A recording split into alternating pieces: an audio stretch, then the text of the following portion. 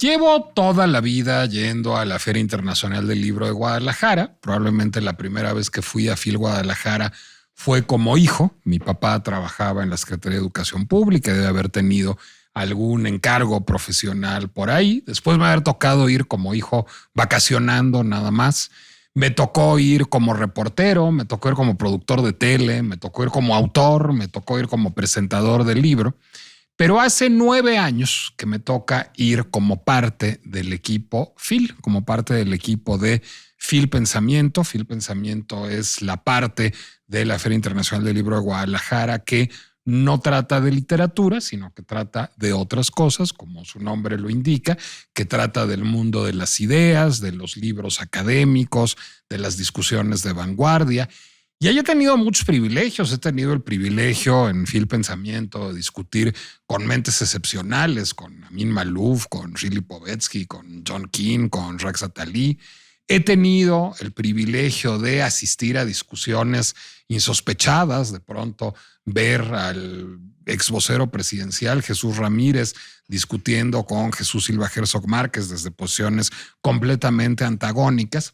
Y he tenido el privilegio de compartir con muchos amigos, porque pues muchos de los asistentes a las distintas mesas que me toca organizar para FIL Guadalajara son amigos entrañables, algunos que conozco de antes y algunos que he hecho en el transcurso de FIL. Hoy les voy a hablar de un amigo que hice antes de FIL y no les voy a decir cómo se llama para preservar su intimidad. Les voy a decir, supongamos que se llame Adán, porque es un nombre bíblico y porque no tengo ningún amigo que se llame Adán. Entonces así no se va a confundir con ninguno que conozcamos en realidad. Y además no les voy a decir de qué era su mesa, porque si les digo de qué era su mesa, podrían darse cuenta de quién es o tener algunas hipótesis. Y no quiero, de entrada no quiero violar su intimidad y luego no quiero distraer con este asunto. Pero bueno, el asunto es que invitamos a Adán a un foro de discusión con una figura internacional, con 2 figuras nacionales. Era un foro importante en la FIL. Mi amigo Adán era experto en esta materia. Total que llega Adán muy emocionado también. Es un habitué de la FIL, va cada año a la Feria Internacional del Libro de Guadalajara. Para mi fortuna hay un equipo que trabaja conmigo muy nutrido y muy empeñoso y entusiasta que me ayuda. Luego traemos entre 80 y 100 ponentes. Entonces, pues Gina Bechelani de mi equipo va a recoger a mi amigo Adán al aeropuerto. Le dice doctor Adán porque Adán es doctor. ¿Cómo le va? No doctor en medicina, sino doctor en historia. ¿Cómo le va? Oiga, lo voy a llevar a su hotel. Su mesa es hasta mañana. Échese una vueltita aquí por la FIL, vea los libros, vea amigos, échese unas copas y ahí mañana lo vemos en su mesa. Perfecto, muchas gracias, Gina. Total, mi amigo Adán se va a ver los libros y empieza a caminar por los pasillos. Es un hombre razonablemente joven, no llega a los 70 años todavía, y empieza a experimentar dolor de espalda, mucho dolor de espalda, y a estar cansado y a no sentirse bien, y empieza a empeorar y a empeorar y a empeorar y a empeorar al punto que a la mañana siguiente me habla y me dice, oye, perdóname, ya sé que la feria ya pagó el boleto, ya sé que ya estoy anunciado, pero no lo hago, me siento muy mal y necesito regresarme a México. No sé qué tengo. No, bueno, pues no te preocupes, regrésate a México. Se regresa a la Ciudad de México y empieza a experimentar distintos tipos de problemas urinarios en los siguientes días. Y pues finalmente, pues dice, pues me voy a hacer unos análisis. Y entre esos análisis le habla a su médico y el médico le dice, pues yo creo que te tienes que hacer esta batería de análisis, tal y tal y tal y tal y tal. ¿Y hace cuánto que no te das el antígeno prostático?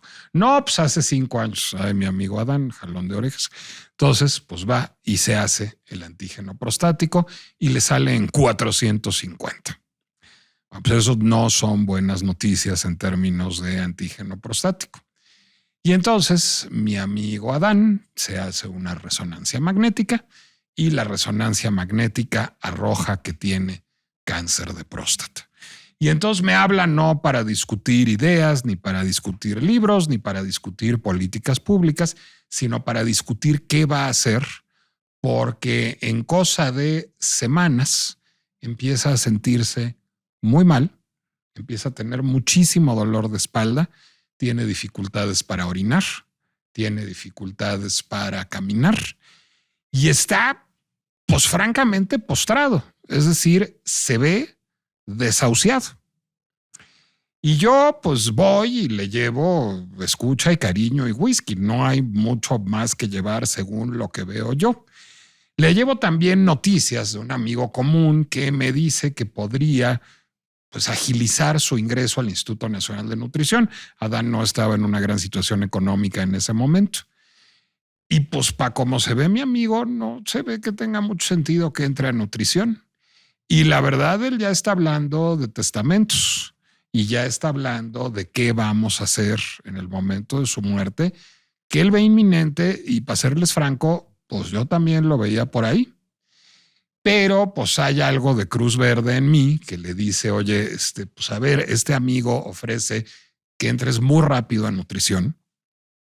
¿Por qué no exploramos la posibilidad? No, no tiene sentido, veme, ya estoy todo jodido. Entonces le dije, a ver, no opinemos, o sea, un historiador y un comunicólogo tomando decisiones médicas, pues no es como muy buena idea. Él no tenía pareja en ese momento, no tiene hijos. Entonces le dije, pues, ¿por qué no vamos a ver a un oncólogo que yo conozco? Entonces vamos a ver al doctor Villalobos, al hospital ABC, y el doctor Villalobos casi se nos ríe en la cara y nos dice que mi amigo para nada tiene una sentencia de muerte, que lo que necesita es ponerse exactamente 3 inyecciones y esas 3 inyecciones le van a dar una sobrevida y una buena sobrevida de entre 5 y 12 años, que a los 70 años, pues caray, no es una mala esperanza de vida. Oiga, y esto, hay que ir a Houston, hay que internarse. ¿Tiene usted una tarjeta de crédito? Sí. Pues baje a la farmacia y cómpreselas porque se la voy a poner ahorita. Oiga, ¿y qué es eso, doctor? Pues es un bloqueador de la testosterona. Le dice a mi amigo, sí, no le auguro una vida erótica muy intensa en adelante. Sí, se va a poner usted un poco chichón, pero fuera de eso, pues va a tener usted una buena vida en donde va a poder trabajar, va a poder hacer una vida normal, va a poder estar con sus seres queridos y pues va a vivir entre 5 y 12 años muy buenos. Dicho y hecho. Mi amigo es hoy activo y exitoso profesionalmente. Viaja solo cada 15 días a otro estado de la República a visitar a su familia. Nos echamos los whiskies de vez en cuando, nos echamos las risas, camina perfectamente bien, sale a pasear solo e incluso tiene una vida sexual.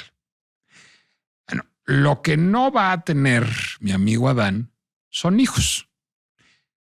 Pero al cabo que 1, no estaba en sus planes, 2, no tiene pareja, 3, pues digo, aunque no hay edad para la paternidad, así que yo le recomendara a un amigo de 70 años que ande teniendo hijos, pues nomás Yves Montand y Yves Montand, porque era Yves Montand. Entonces, la pregunta que de pronto yo me hago es una historia con final ultra feliz. Pero ¿qué hubiera pasado si Adán hubiera querido tener hijos? ¿Qué hubiera pasado si Adán hubiera tenido una pareja que hubiera querido tener hijos? ¿Qué hubiera pasado con su vida sexual? Pero más importante en este caso, en esta especulación, ¿qué hubiera pasado con su fertilidad? ¿Para qué sirve la próstata, que es en donde tuvo el cáncer mi amigo? Bueno, la próstata básicamente tiene un solo producto. Ese producto es el semen. ¿Qué es el semen? El semen es el vehículo del esperma. Es decir, mi amigo sigue produciendo esperma como cualquier señor que tenga cáncer de próstata. Lo que pasa es que una cosa es hacer esperma y otra cosa es que el esperma se mueva. Para eso sirve el semen. Si él hubiera tenido 20, 30, 40 años menos, si él hubiera tenido una pareja, ¿qué hubiera hecho para hacer honor al nombre que le puse? ¿Qué hubiera hecho para poblar la tierra? ¿Y cuál es? Esa es la pregunta de esta emisión. La pinche complejidad de ser padre tras sobrevivir a un cáncer de próstata.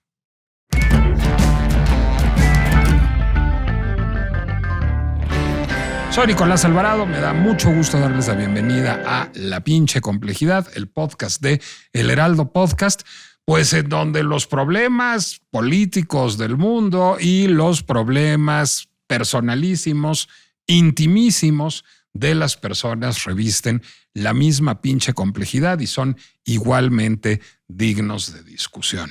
Bueno, no crean que yo sí sabía toda la historia de mi amigo, esa la supe muy de cerca porque es un amigo muy querido.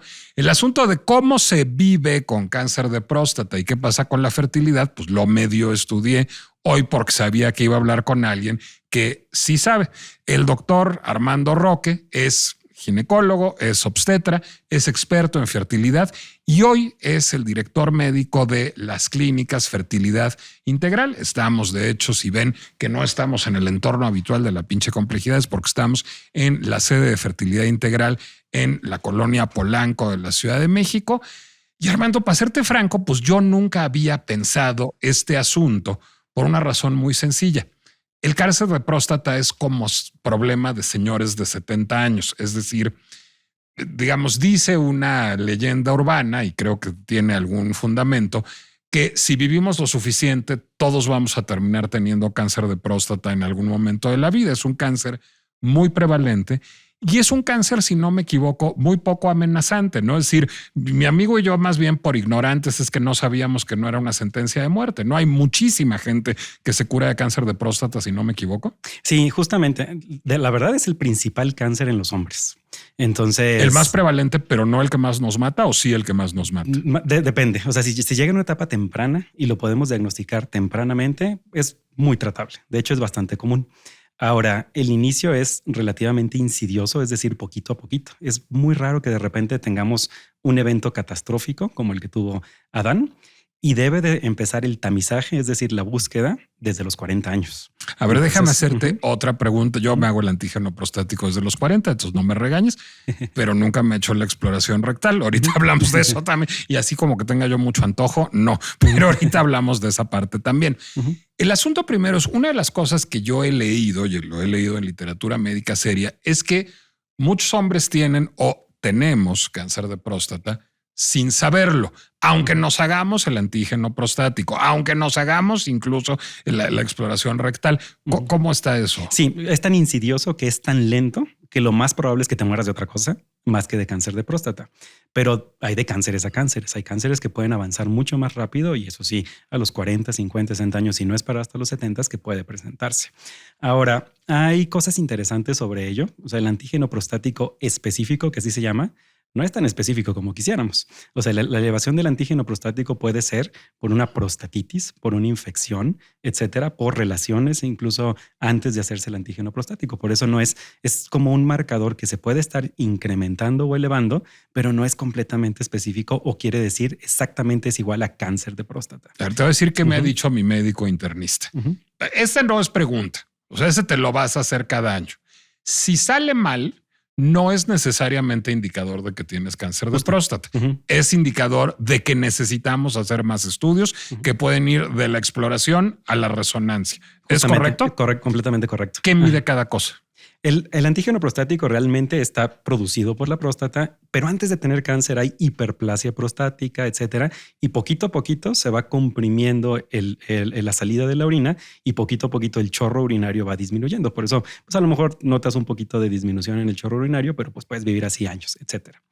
Y la resonancia en particular ve específicamente el tamaño y volumen de la próstata y otra cosa muy importante. El dolor de espalda, por ejemplo, eso sí puede ser por invasión a otros órganos, por ejemplo, el hueso. Y el hueso sí duele y es grave, obviamente, que el cáncer no esté confinado solamente a la próstata, sino que haya metástasis, es decir, ese cáncer que haya ido a otros órganos vecinos. ¿Por qué a él, en cuanto le bloquearon la testosterona, como que se reabsorbió? O sea, ¿por qué le dejó de doler la espalda y volvió a caminar perfecto? Justo porque es un cáncer que depende de andrógenos. Entonces, de hecho, una hiperplasia prostática puede revertir, obviamente, si la causa es infección, pues tratar la infección, etcétera, pero puede revertir al uso de antiandrógenos. Entonces, los andrógenos estimulan estimulan el crecimiento de la próstata y al bloquearlos, pues decrementa el volumen y decrementa también la producción y el crecimiento y la continuación. ¿Eso significa que hubo una metástasis y digamos que la metástasis reculó? No necesariamente. O sea, obviamente habría que ver los estudios específicos de Adán, la resonancia que tuvo, etcétera. Porque, por ejemplo, o sea, el dolor de espalda es un signo de algo, un síntoma de algo. ¿Qué algo puede ser? Obviamente eso, que es muy grave. Pero también, por ejemplo, si la salida urinaria está obstruida por la próstata, pues puede inflamar el uretero y puede inflamar el riñón y el riñón puede doler también. Entonces va a depender de cada caso. Sí, bueno, y en mi cuñado el dolor de espalda fue un infarto. Sí, y yo he tenido dolor de espalda porque tengo dolor de espalda. Es decir, hay múltiples causas de ese síntoma, que es nomás un síntoma, digamos. Exacto. Sí. Okay. Ahora, vayamos justamente a la pregunta con la que te confrontaba, con la que confrontaba yo a la audiencia en un primer momento.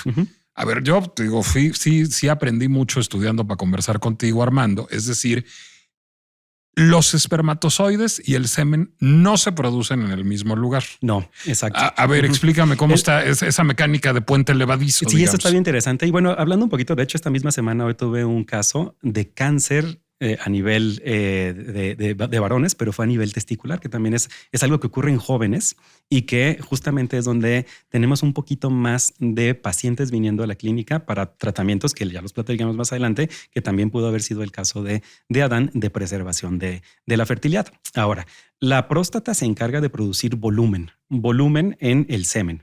Y el del semen, que es el líquido. Es líquido, entre comillas, nada más, pero hay otras glándulas, hay vesículas seminales, etcétera, y hay del testículo los conductos seminíferos, justamente por donde van madurando los espermatozoides. Es un fenómeno muy interesante.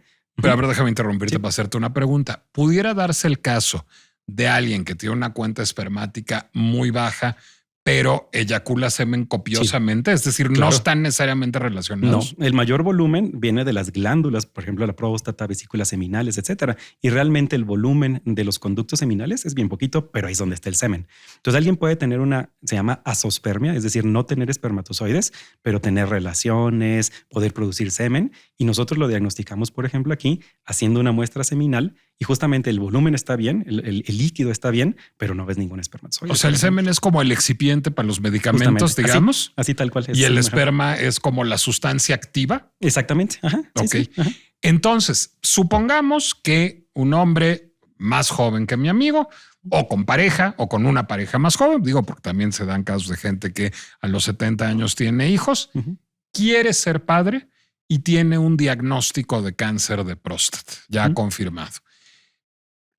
Primero dependerá, supongo, de qué tratamiento le van a dar, qué tiene que hacer. Justo. ¿Cuáles son los posibles tratamientos para el cáncer de próstata y de qué depende? Es decir, no a todo el mundo se le puede hacer lo que a mi amigo. Exacto. O sea, obviamente depende del grado de qué tan avanzado esté ese cáncer. Por ejemplo, algo local que se pueda diagnosticar simplemente, entre comillas, simplemente por la elevación de antígeno, una resonancia que dice que está confinado, etcétera.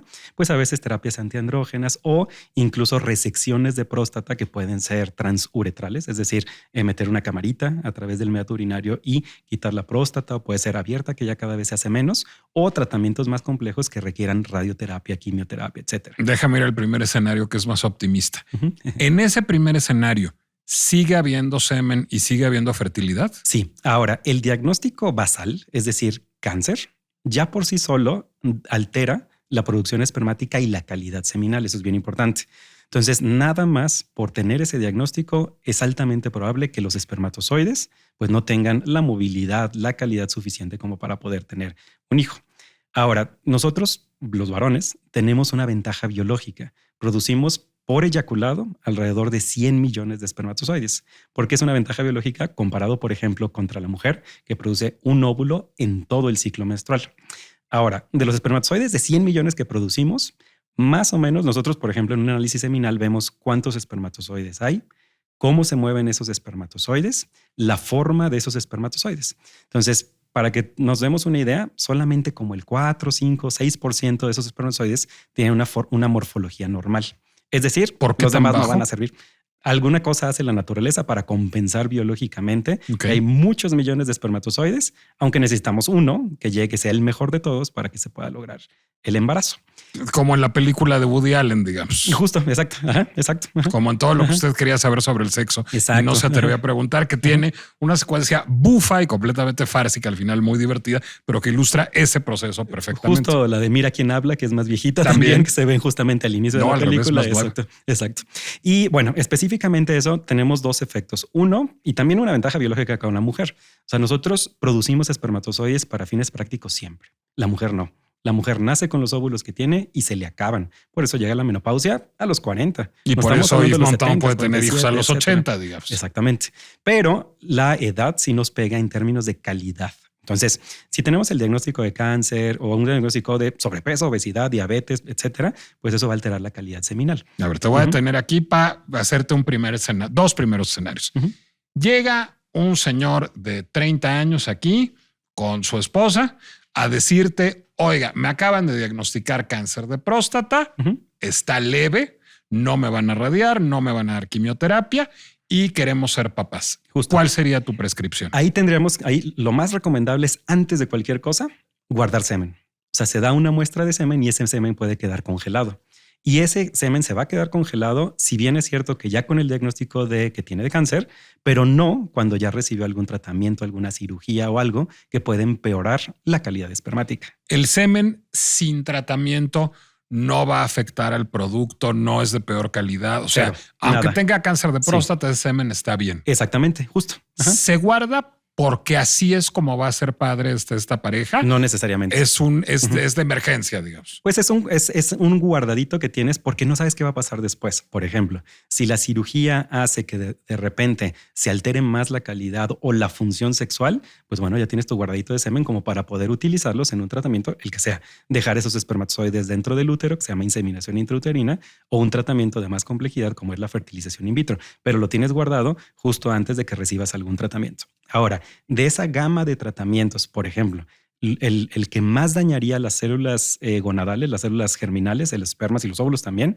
pues es quimioterapia. O sea, un tratamiento de quimioterapia, a lo mejor un poquito más prevalente en pacientes con otro tipo de cáncer, como el cáncer de testículo, pero en más jóvenes, daña y se acaba todos los espermatozoides y no hay forma de regenerarlos en el momento actual no experimental de los espermatozoides que se dañaron y que ya se acabaron. Entonces, ¿tienes esos guardados? Pues déjame echarle pimienta al primer escenario no tan pesimista, que es, ok, nuestro amigo de 30 años no lo van a radiar, no le van a dar quimio, es decir, podría, digamos, por coito embarazar a su esposa. Exacto. No más que su esposa ya anda en los 40, era mayor que él. Entonces, medio urgente la cosa. Sí. ¿Tú les recomendarías que lo tuvieran por la vía tradicional o mejor por inseminación artificial o in vitro? Bueno, o sea, cuando hay otra indicación para fertilización in vitro, vale la pena hacer un in vitro. Ahí hay un paréntesis importante. Si la prisa es biológica, porque los óvulos se están acabando, si bien es cierto que el varón la señora ya tiene 40. Hay otro factor obvio, pues, ¿por qué te lo digo? Porque la probabilidad de un embarazo, más o menos a una pareja joven, es un 16% por cada intento, por cada ciclo menstrual, por cada mes. Pero si se está acabando o se está disminuyendo esa reserva ovárica y la calidad de óvulos, pues no podemos esperar a lo mejor lo que podríamos esperar cuando el escenario contrario de una pareja de 30 años con una pareja mujer de 30 años, pues a lo mejor podemos esperar 4 o 5 años y en algún momento pues se logra el embarazo. Una mujer, o lo que va a indicar el tratamiento que te dé la mayor efectividad en el menor tiempo posible con la prisa biológica que tenemos por la mujer, no por el varón, pues es justamente elevar la complejidad del tratamiento y a lo mejor hacer un in vitro. ¿De qué depende que se recomiende que sea in vitro o que sea inseminación artificial? Son muchos factores. O sea, entre ellos, por ejemplo, si los espermatozoides no se mueven, o sea, y el cáncer o la afección que tiene ese varón hace que los espermas no se muevan, pues buscamos la manera que se muevan si tenemos el tiempo, o ellos nunca van a llegar ni con inseminación intrauterina, pues obviamente a fertilizar. Y por otro lado, si la mujer es joven, tiene una buena reserva de óvulos y los espermatozoides están bien a secas, no para presumir, pero se mueven más o menos bien, etcétera, buscar el embarazo, naturalmente. Supongamos que el embarazo por coito no es una opción. Te voy a poner dos. Ella es completamente infértil o es una pareja gay. ¿Qué es lo que dirías? ¿In vitro o vientre de alquiler? No, o sea, mientras haya óvulos, espermas y útero, podemos hacer un tratamiento de reproducción asistida con ellos. Una pareja homoparental hombre-hombre obviamente necesita un vientre de alquiler. O sea, cuando nos falta uno de los dos gametos deberíamos de recurrir a un tratamiento que lo pueda sustituir. Claro, pero dirías vientre de alquiler, no necesariamente nos vamos a in vitro. Depende bueno, supongo que les recomendarías que fuera el que no tiene cáncer de próstata el que aportara el esperma. Exactamente. O sea, eso será lo mejor posible. Sin embargo, se pueden utilizar ambos. Ahora, una subrogación uterina o vientre de alquiler necesariamente necesita un tratamiento de fertilización in vitro. ¿Verdad? Entonces, ahí sí puedes tener, o sea, de los óvulos que tienes para fertilizar, para formar esos óvulos fertilizados que serán transferidos, puedes utilizar las dos muestras de semen, dependiendo de la pareja, lo que ellos prefieran. La preferencia aunque uno tenga cáncer de próstata. Aunque uno tenga cáncer de próstata, se evaluarán obviamente los espermatozoides, pero esa relación cáncer con defectos del nacimiento no existe. Entonces, ni aún haciendo un tratamiento de reproducción. Pero la calidad espermática sí no es adecuada como para fertilizar un óvulo, pues bueno, eso nos daría en ese escenario específico a lo mejor utilizar los espermatozoides de su pareja. Ahí tú dirías que estás ante un caso fácil. O sea, no tendrías dolor de cabeza al llegar en la noche a tu casa por atender a este paciente. Exacto. En ese escenario de varón con cáncer, con una buena producción espermática, tranquilos. Si sea pareja mujer joven o mayor, sea pareja hombre, o sea, estarías más o menos tranquilo. Digamos. Exacto, más o menos, para que te des una idea, en la edad de la mujer, en promedio, cuando llegan al primer tratamiento en México y en toda Latinoamérica es a los 37 años.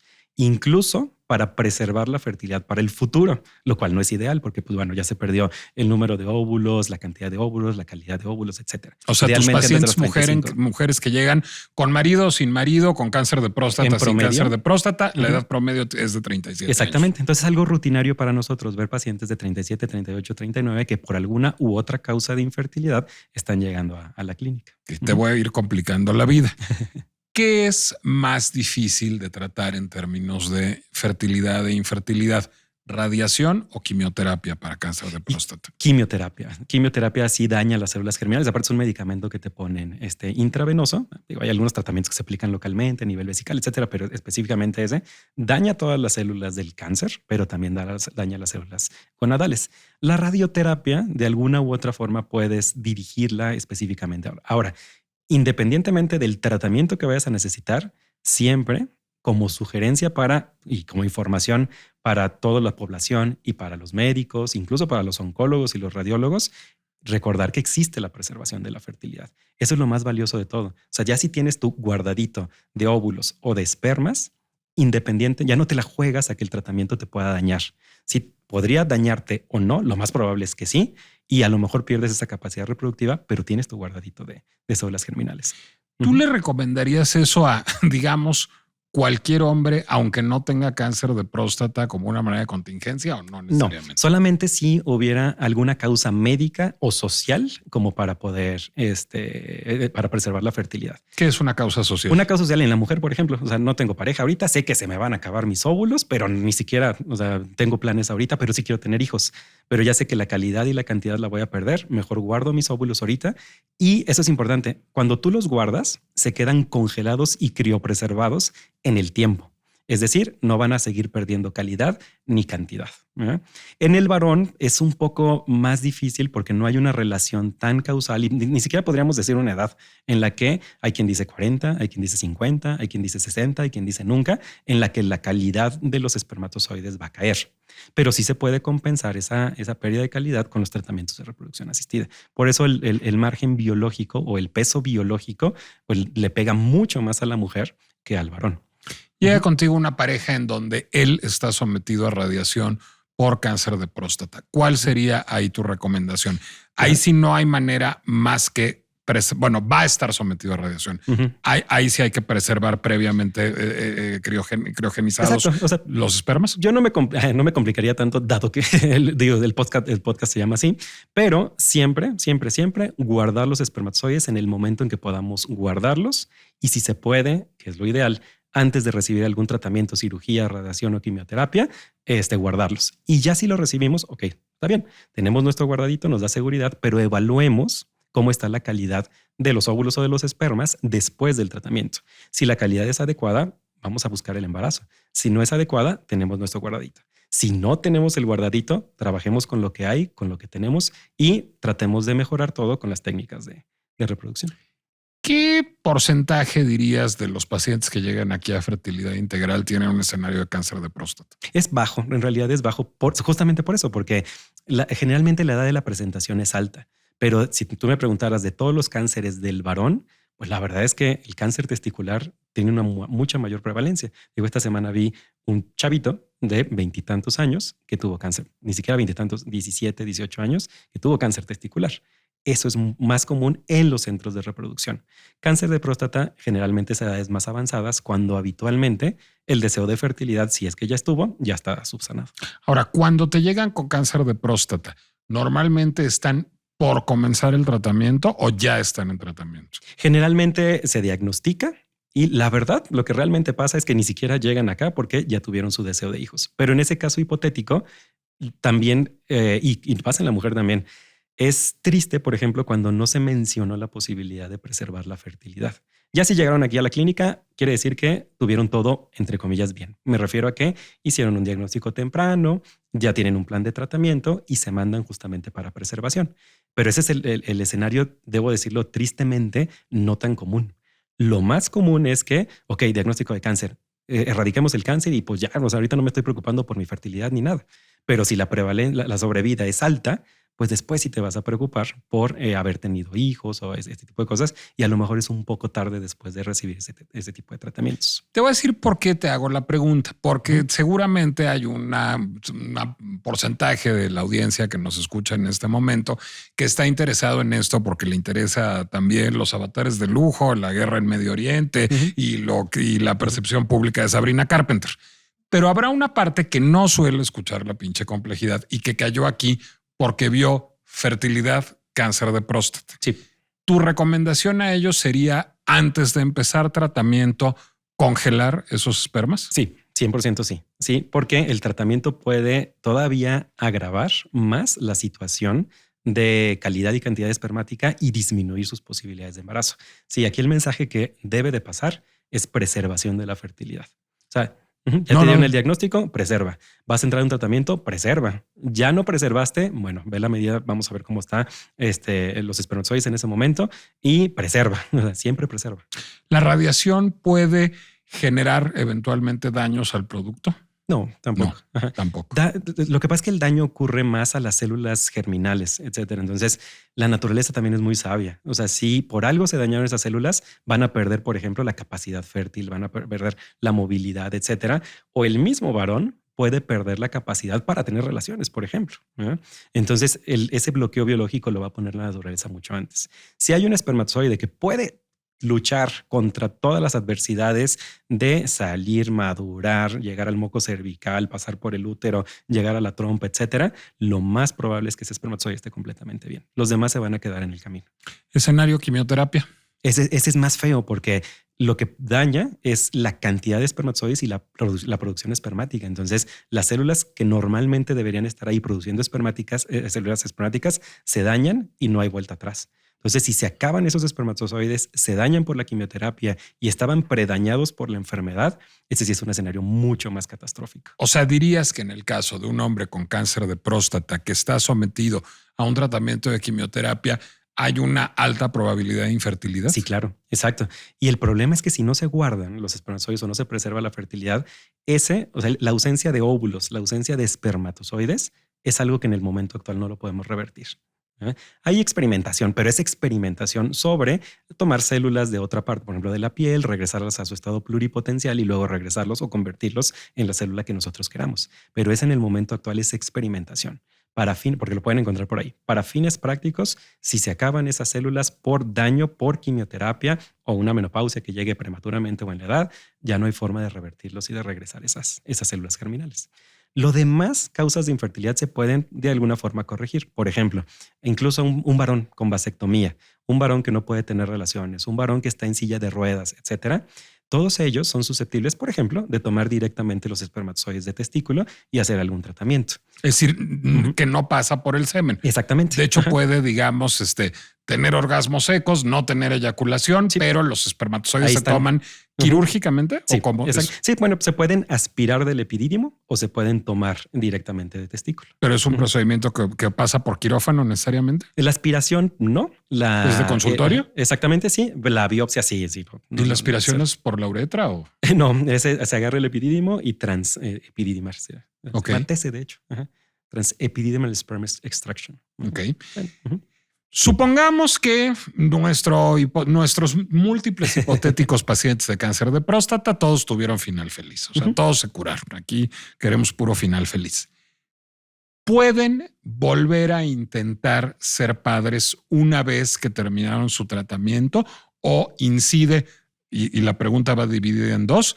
Primero, sobre su deseo sexual y sobre su potencia sexual. Y segundo, sobre su fertilidad. Sí, o sea, si nosotros aisláramos nada más el factor cáncer de próstata, obviamente sí. O sea, sí, biológicamente quedan con la capacidad fértil de tener erección, o sea, hay de erección, producir, etcétera, y de producir una calidad espermática, claro. O sea, hay erección, hay semen, hay esperma. Pero estamos aislando ese escenario que es bien raro porque generalmente los de cáncer de próstata tienen alguna pareja que tiene mayor edad y que necesita un tratamiento in vitro. Pero si aisláramos eso, claro, buscar el embarazo. Sí tenemos el guardadito. El embarazo natural por coito. Sí. O sea, cabe ese escenario. Pero tuvo que haber, exactamente, pero dependemos. O sea, obviamente, cómo va a quedar al final del tratamiento depende de la magnitud del tratamiento, que a su vez depende de qué tan avanzado pudiera estar ese cáncer. Entonces, etapas muy tempranas que se curen, claro que sí, se van a curar y ya. O sea, y siguen con su vida los siguientes décadas de su vida y pueden buscar el embarazo, obviamente. Cabe la posibilidad, y ahí van, digamos, también por paquetes. ¿Cabe la posibilidad de perder por completo el deseo sexual después de un tratamiento por cáncer de próstata? Sí, justo porque los andrógenos, la testosterona, etcétera, son los que aumentan la libido.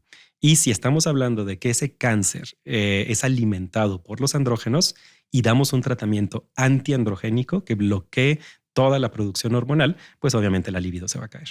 ¿Y ahí hay algo que hacer o ya no mucho? Sí.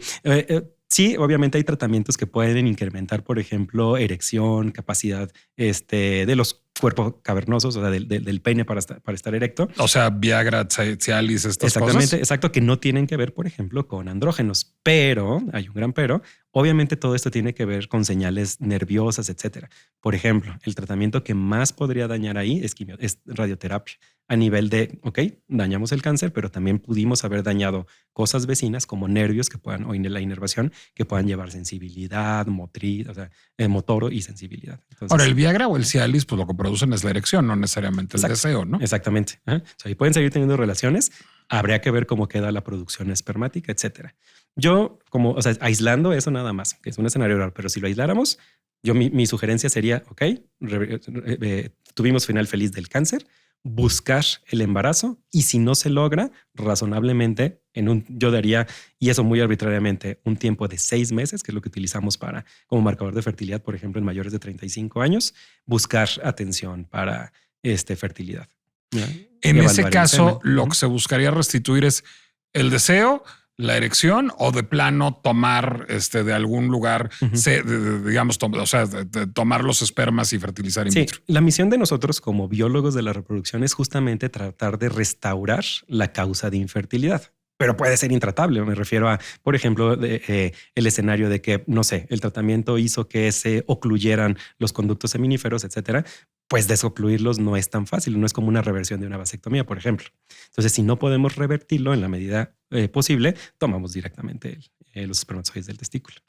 ¿Cómo reaccionan normalmente las parejas en edad fértil de los pacientes con cáncer de próstata? ¿Es un proceso psicológicamente complicado? Sí, es que para cualquier cáncer, nada más por poner la palabra cáncer, eso ya te pone como psicológicamente en la adversidad, muchas cosas, de por qué a mí, etcétera, y de qué va a pasar conmigo.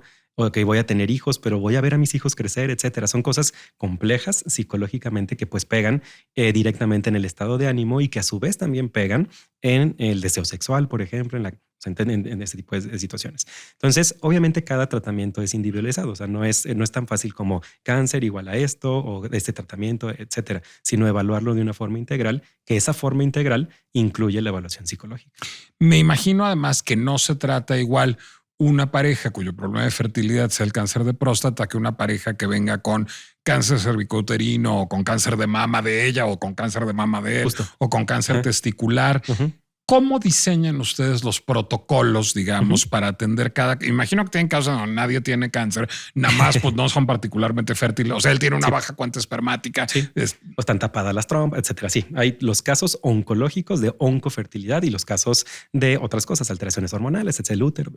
Entonces, sí, cada uno de los cánceres, no cada una de las afectaciones depende el tratamiento. Entonces, por ejemplo, cáncer de mama. Cáncer de mama es muy común también, relativamente común. Y también la sobrevida aunque también es de mujeres mayores, ¿no? Más sí, aunque hay casos familiares. Por ejemplo, Angelina Jolie. Angelina Jolie tuvo su se quitó el mamas bilateralmente. Pero era preventiva, ¿no? Era preventiva porque ella tenía una alteración en un gen que se llama BCRA, que cuando está mutado causa cáncer de mama y cáncer de ovario también, que eso casi nadie sabe, pero los dos cánceres están relacionados. Ella lo hizo de una manera preventiva, hay quien puede considerar agresivo, no, etcétera. Pero bueno. Bueno, ella ya había tenido como 120 hijos, también, además por todas las vías posibles. Exactamente. Entonces, en ese sentido, o sea, profilácticamente lo hizo, pero ahí también se recomienda, dado que vas a tener o puedes estar asociado a una falla ovárica, obviamente tratarlo. Ahora, tienes el diagnóstico de cáncer y eso está bien interesante. Y a mí me tocó dar una plática en la sociedad o con los oncólogos. Y hay un estudio muy importante que hasta puse una grafiquita de un pescadito que estaba justo saltando o nadando contra la corriente. Se llama The Positive Trial. Entonces, la moraleja de ese estudio científico del New England Journal of Medicine, una revista muy prestigiosa en medicina, justamente habla sobre eso, o sea, la posibilidad que tienen las sobrevivientes de cáncer de mama de tener hijos. ¿Por qué? Porque generalmente el cáncer de mama está, así como dijimos con el varón, que los andrógenos y que se hace crecer, etcétera, hay cáncer de mama que puede ser receptor o que tener receptores de estrógenos y cáncer de mama que no.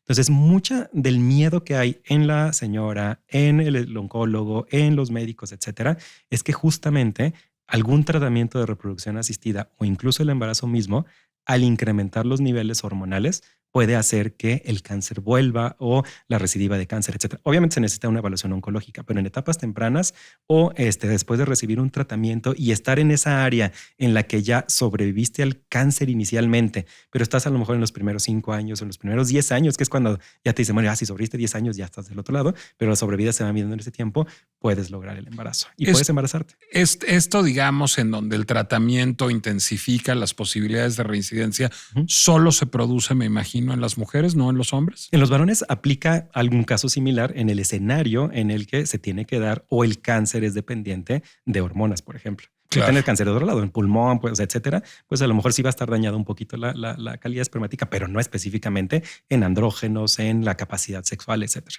Por ejemplo, cáncer de mama, o sea, volviendo a ese, a la estimulación ovárica le tienen miedo porque son hormonas para poder producir óvulos, etcétera. Pero también hay tratamientos personalizados con fármacos que incluso sus derivados se utilizan para justamente el cáncer de mama y lo que haces es durante la estimulación ovárica bloquear la producción hormonal. Un tratamiento muy común es letrozol, anastrozol, etcétera. Son tratamientos que se utilizan para bloquear los estrógenos. Entonces, tú lo que haces es estimular a la mujer, obtener esos óvulos, pero que el estradiol o los estrógenos no se eleven y no haya un riesgo teórico de incrementar o de cambiar la sobrevida de la paciente. Está muy interesante eso. Ajá. ¿Antígeno prostático a los 40 o desde antes? Pues 40 como estudio de tamizaje. Y obviamente se tiene que hacer así como te dijeron a ti, se tiene que hacer. Y si está normal, está normal. Si está anormal, no entrar en pánico. Eso es bien importante. Ahora, no quiero ir porque me van a hacer la exploración manual, no necesariamente. O sea, un urólogo, que es el que ve este tipo de tratamientos, puede sugerir, por ejemplo, un estudio por resonancia magnética, como para poder evaluarlo. ¿Sí? ¿De qué depende que sea resonancia, o sea, la exploración rectal? O sea, uno dependiendo obviamente del paciente. Hay pacientes que van a estar súper renuentes a la exploración. No voy a ir, etcétera. No se me antoja, pues hay que hacerlo, hay que hacerlo. Exactamente, pues. Sí, pero hay pues si no es chiste. El punto es que esa no sea una barrera para que no vayas a atenderte. Correcto. O sea, es como decir, no me quiero hacer el antígeno porque no me vayan a decir que tengo cáncer. O sea, pues y sí, es una forma. Empezar por la resonancia es un poco gastar el güey, ¿no? Ah, claro, antígeno. O sea, 100% el estudio de tamiz, o sea, es el antígeno. Hay críticas al antígeno, etcétera. Por eso que te digo que no es tan específico realmente. Que lo que digamos. Y la mayoría de las veces asusta más a la población que lo que realmente representaba. O sea, la mayoría de las veces no es un cáncer o no es un cáncer del que te vayas a morir. Generalmente, como tú decías, o sea, a lo mejor puedes vivir con el cáncer, etcétera, que no quiero que pase esa idea, pero lo más probable es que te vayas a morir por otra cosa. Pero sí, ordenadamente hacer el estudio, el antígeno prostático específico y luego evaluar. O sea, porque puede ser cáncer, puede ser hipertrofia prostática, puede ser una infección, puede ser muchas cosas y de ahí lo que no es específico. Entonces, hacer el antígeno, no entrar en pánico, ir con el urólogo y ya el urólogo va a decidir. Ahora, a ver, yo soy muy buen chico y me hago el antígeno cada año. Uh-huh. ¿A qué síntoma debería yo estar atento con antígeno o sin antígeno para correr el chorro urinario, 100%. O sea, ¿qué debería preocuparme el chorro urinario? El cambio. O sea, obviamente, cuando eres niño, generalmente, pues hasta pones tu nombre en la pared, lo que sea, etcétera. Todo lo hemos hecho. Bueno, alguna vez, algunos. Pero específicamente, exactamente, cuando eres niño. Pero conforme o sea, ¿cuál es la explicación fisiológica? Si la próstata va creciendo, va disminuyendo el calibre de los conductos que llevan la orina, la uretra, por ejemplo, y el chorro urinario va a ir disminuyendo. Ese para mí es un síntoma cardinal. O sea, ¿sabes qué? O sea, no estoy orinando con la potencia de chorro que debería de tener y debería de recibir alguna atención médica, esté el antígeno como esté. No es normal, por ejemplo, o sea, antes te podían decir, no, pues es que de viejito ya te vas a orinar y cómo se llama y pues ya no vas a tener erecciones ni nada de eso y dices, pues ya estoy viejito, entonces eso es normal. No es normal, o sea, eso es alguna causa, es un signo de que algo está pasando en el cuerpo, que puede ser cualquier diagnóstico, desde cáncer, cosas malas, oncológicas, hasta algo obstructivo local o infecciones, etcétera. O sea, a cualquier edad, tanto la incontinencia urinaria como la disfunción eréctil deben preocuparnos. Sí, claro. O sea, son síntomas de algo. Exacto. O sea, no es que el problema esté ahí, sino eso es el reflejo de que algo en el organismo está pasando. Diabetes, por ejemplo. O sea, diabetes es mucho más prevalente que cualquier otra cosa. Y a mí me preocuparía, por ejemplo, la falta de sensibilidad, etcétera, la capacidad de eréctil, por ejemplo. Entonces, ese es el signo de que algo está pasando a nivel del cuerpo y que obviamente debemos de hacerle caso para tratarlo. Y a lo mejor tratando la causa de base se corrige el síntoma que tenías. Bueno, ya sé que vinimos a hablar de cáncer de próstata y fertilidad, pero pues ya aprovechando el viaje, ¿en qué momento para una pareja tiene sentido venir a una clínica como Fertilidad Integral? Es decir, ¿hasta dónde hay que tratarle antes de buscar ayuda? Sí, son lineamientos muy claros. Una, o sea, la posibilidad, y ahí tiene que ver con cuál es la posibilidad natural. Entonces, la posibilidad natural va generalmente asociada a la edad de la mujer. Entonces, en términos sencillos, porcentajes importantes, 16% de posibilidades de embarazo por intento. Pero, o sea, por ciclo menstrual, si le atinan al momento de tener relaciones, etcétera, y no están usando anticonceptivos. Pero la edad de la mujer importa. Entonces, podríamos decir que es, entre comillas, normal, siempre y cuando todo esté bien, estén ovulando, tener relaciones, hasta un año de tener relaciones y que esa tasa de 16% el siguiente mes se vuelve un 20, 25, 30, hasta un 80% a lo largo de un año. La recomendación es en menores de 35 años en la edad de la mujer, hasta un año de tener relaciones y no haber logrado y debes de hacer el estudio básico. Y en mayores de 35 años, solo 6 meses. Si no se logra el embarazo, acudir a consulta. Pero obviamente, si hay algún problema básico, o sea, por ejemplo, no tengo incapacidad para erección o alguna infección que tuve, o yo me acuerdo que de niño me dieron un balonazo o una patada, la ley del post, ese tipo de cosas, pues obviamente eso recobra mucho más importancia. O la mujer, no estoy reglando bien, reglo de más, no estoy ovulando, es decir, alguna alteración, pues eso no aplica.